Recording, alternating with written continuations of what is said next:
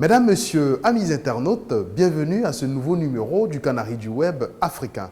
Si vous avez raté l'actualité africaine au cours de la semaine écoulée, ou si vous voulez revenir sur les moments forts qui l'ont marqué, vous faites bien de suivre cette édition du Canari du Web, dont voici le sommaire. Dans le Canari du Web africain cette semaine.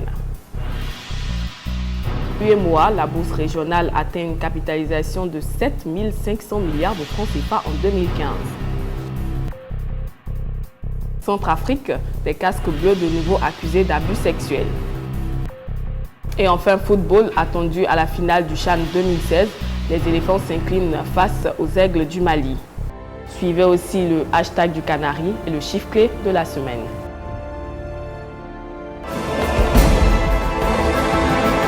La question de savoir qui succédera à Dlamini Zuma à la présidence de la Commission de l'Union africaine était sur toutes les lèvres lors du dernier sommet de l'Union à Addis Abeba.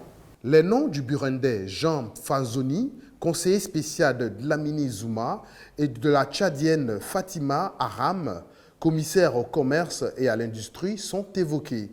Les candidatures devront être déposées au plus tard à la fin du mois de mars. L'utilisation des services financiers via la téléphonie mobile connaît un véritable essor en Afrique en général et en particulier dans la zone UEMOA. L'information a été révélée par le gouverneur de la Banque centrale des États de l'Afrique de l'Ouest, M. Thiemoko Kone, lors de la 4e table ronde des dirigeants de l'initiative africaine sur les politiques des services financiers via la téléphonie mobile à Dakar. Durant les 2 années au cours desquelles j'ai eu la charge de conduire les activités de l'Empire, nous avons pu, grâce au soutien de chacun d'entre vous, progresser sur plusieurs chantiers qui nous ont permis de consolider notre plateforme et de lui ouvrir de nouvelles perspectives. Je voudrais rappeler quelques exemples. En avril 2014, réunis à Washington, nous avons adopté le plan stratégique de l'Empire, dont les principaux axes pour la période 2016-2018 nous ont été présentés par le helpdesk. Ce plan nous offre un cadre approprié pour accompagner nos États dans la réalisation de leurs objectifs d'amélioration des conditions de vie des populations, notamment les plus vulnérables. Restons dans l'espace UEMOA où la Bourse régionale des valeurs de l'Union économique et monétaire ouest-africaine, basée à Abidjan, s'est positionnée à la fin de l'année 2015 comme la bourse la plus performante en Afrique. La bourse a réalisé une progression de son indice composite de 17,77% et sa capitalisation a atteint 7,500 milliards de francs CFA au 31 décembre 2015. Le directeur général de la BRVM, M. Amenouvé, explique cette performance par le contexte économique dans l'espace UEMOA, marqué par une croissance restée quasi stable à 6,1% en 2015 contre 6,3% en 2014. Une stabilité monétaire, dit-il. Pour 2016, la BRVM compte porter le nombre de sociétés cotées de 39 à 42. La mission de l'ONU en Centrafrique a identifié 7 nouveaux cas d'abus sexuels de la part des casques bleus. Ces nouveaux cas ont été signalés le 21 janvier dernier par une équipe de chercheurs de Human Rights Watch.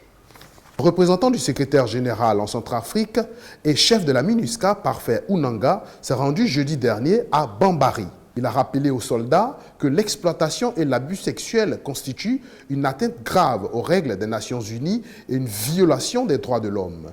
Un double crime qui affecte les femmes et les enfants vulnérables que vous êtes ici venus protéger, a-t-il asséné. Au Burkina Faso, après avoir dirigé une commune, un ex-maire s'est trouvé une nouvelle activité. Il dirige à présent un gang de 10 personnes, dont un étudiant en 2e année de droit. La compagnie de gendarmerie de Fada Ngouma a présenté le jeudi 4 février 2016 un groupe de bandits de grand chemin qui sévissait dans la commune de Batière-Bougou, dans la province de Koumadjari. Parmi les 10 membres du gang figurent l'ex-maire de Batière-Bougou et un étudiant en 2e année de droit. Selon le commandant de la brigade de gendarmerie, Lassine Savadogo, les populations et particulièrement les commerçants vivaient dans la psychose généralisée du fait des braquages et des attaques à main armée dans les domiciles.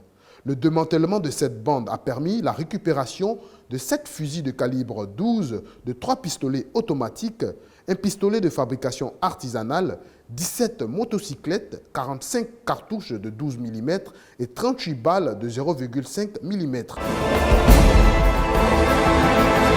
Les éléphants de Côte d'Ivoire ont été éliminés de justesse le jeudi dernier lors de la demi-finale du CHAN par les Aigles du Mali. Un but marqué à la 89e minute de jeu a mis fin au rêve des pachydermes qui, de façon historique, ont passé le cap des quarts de finale. Nous avons promené notre micro dans les rues d'Abidjan pour recueillir les avis des Ivoiriens après cette défaite. Je pense que les Ivoiriens se sont bien comportés. Ils ont démontré qu'on pouvait compter sur eux et ils ont donné la joie au cœur. Ils ont mis la joie dans notre cœur. Oui, il y a des joueurs qui sont démarqués ces championnats. Je prends comme le premier exemple le gardien de but, qui s'est superbement bien comporté et qui nous a sauvés de la catastrophe. Leurs prestations reflètent le nouveau championnat ivoirien parce qu'ils ont montré ce qu'il y avait à l'intérieur du championnat. Vous voyez. Et ils ont démontré qu'il y a assez de bons joueurs sur le terrain et que le championnat ivoirien est de très bon niveau. Ces jeunes talentueux, ces jeunes joueurs pouvaient mieux faire. Surtout à la qualité des différents joueurs qu'ils ont pris dans les différents clubs ici en Côte d'Ivoire.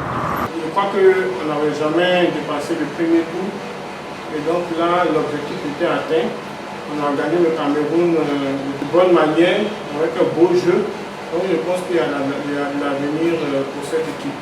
Je ne croyais pas, je n'ai pas regardé leur premier match, mais après quand j'ai regardé le match contre le Gabon, j'ai vu que le niveau technique était quand même assez bon et donc ça laissait présager qu'ils allaient aller loin.